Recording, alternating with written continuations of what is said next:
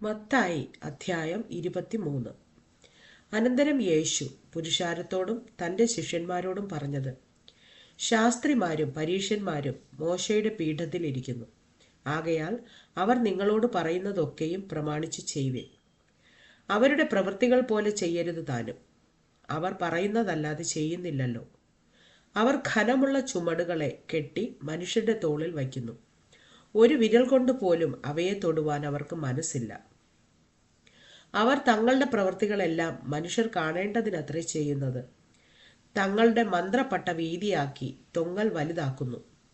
അത്താഴത്തിൽ പ്രധാന സ്ഥലവും പള്ളിയിൽ മുഖ്യ ആസനവും അങ്ങാടിയിൽ വന്ദനവും മനുഷ്യർ റബ്ബി എന്ന് വിളിക്കുന്നതും അവർക്ക് പ്രിയമാകുന്നു. നിങ്ങളോ റബ്ബി എന്ന് പേർ എടുക്കരുത്. ഒരുത്തനത്രേ നിങ്ങളുടെ ഗുരു, നിങ്ങളോ എല്ലാവരും സഹോദരന്മാർ. ഭൂമിയിൽ ആരെയും പിതാവ് എന്ന് വിളിക്കരുത്. ഒരുത്തനത്ര നിങ്ങളുടെ പിതാവ്, സ്വർഗസ്ഥൻ തന്നെ. നിങ്ങൾ നായകന്മാർ എന്നും പേരെടുക്കരുത്. ഒരുത്തനത്രേ നിങ്ങളുടെ നായകൻ, ക്രിസ്തു തന്നെ. നിങ്ങളിൽ ഏറ്റവും വലിയവൻ നിങ്ങളുടെ ശുശ്രൂഷക്കാരനാകണം. തന്നെത്താൻ ഉയർത്തുന്നവനെല്ലാം താഴ്ത്തപ്പെടും, തന്നെത്താൻ താഴ്ത്തുന്നവനെല്ലാം ഉയർത്തപ്പെടും. കപടഭക്തിക്കാരായ ശാസ്ത്രിമാരും പരീശന്മാരുമായുള്ളവരെ, നിങ്ങൾക്ക് ഹാ കഷ്ടം! നിങ്ങൾ മനുഷ്യർക്ക് സ്വർഗരാജ്യം അടച്ചു കളയുന്നു. നിങ്ങൾ കടക്കുന്നില്ല, കടക്കുന്നവരെ കടപ്പാൻ സമ്മതിക്കുന്നതുമില്ല. കപടഭക്തിക്കാരായ ശാസ്ത്രിമാരും പരീശന്മാരുമായുള്ളവരെ, നിങ്ങൾക്ക് ഹാ കഷ്ടം! നിങ്ങൾ വിധവമാരുടെ വീടുകളെ വിഴുങ്ങുകയും ഉപായ രൂപേണ ദീർഘമായി പ്രാർത്ഥിക്കുകയും ചെയ്യുന്നു. ഇത് ഹേതുവായി നിങ്ങൾക്ക് കടുപ്പമേറിയ ശിക്ഷാവിധി വരും. കപടഭക്തിക്കാരായ ശാസ്ത്രിമാരും പരീശന്മാരുമായുള്ളവരെ, നിങ്ങൾക്ക് ഹാ കഷ്ടം! നിങ്ങൾ ഒരുത്തനെ മതത്തിൽ ചേർക്കുവാൻ കടലും കരയും ചുറ്റി നടക്കുന്നു. ചേർന്ന ശേഷം അവനെ നിങ്ങളെക്കാൾ ഇരട്ടിച്ച നരകയോഗ്യനാക്കുന്നു.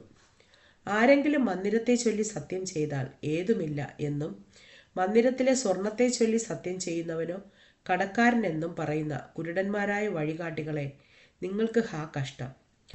മൂഢന്മാരും കുരുടന്മാരുമായുള്ളവരെ, ഏത് വലിയത്, സ്വർണമോ സ്വർണത്തെ ശുദ്ധീകരിക്കുന്ന മന്ദിരമോ? യാഗപീഠത്തെ ചൊല്ലി സത്യം ചെയ്താൽ ഏതുമില്ല.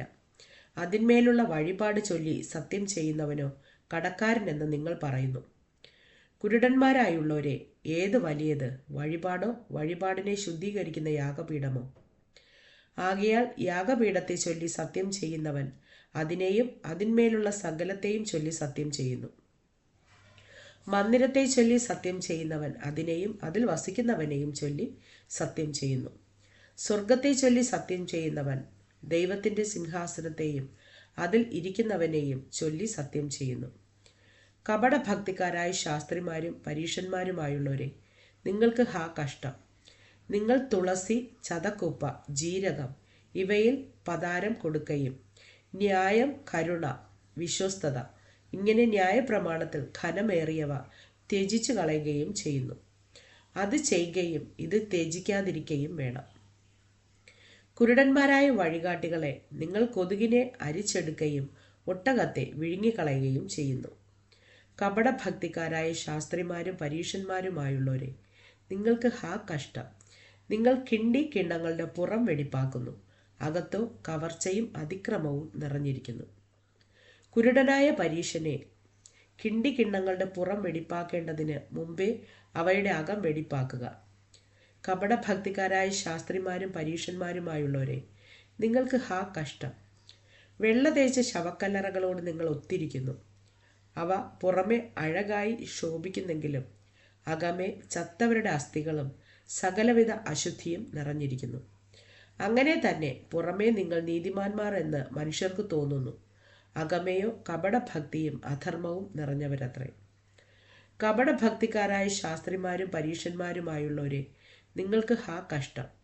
നിങ്ങൾ പ്രവാചകന്മാരുടെ കല്ലറകളെ പണിതും നീതിമാന്മാരുടെ കല്ലറകളെ അലങ്കരിച്ചും കൊണ്ടും, ഞങ്ങൾ പിതാക്കന്മാരുടെ കാലത്തുണ്ടായിരുന്നു എങ്കിൽ പ്രവാചകന്മാരെ കൊല്ലുന്നതിൽ കൂട്ടാളികളാകെയില്ലായിരുന്നു എന്ന് പറയുന്നു. അങ്ങനെ നിങ്ങൾ പ്രവാചകന്മാരെ കൊന്നവരുടെ മക്കളെന്ന് നിങ്ങൾ തന്നെ സാക്ഷ്യം പറയുന്നുവല്ലോ.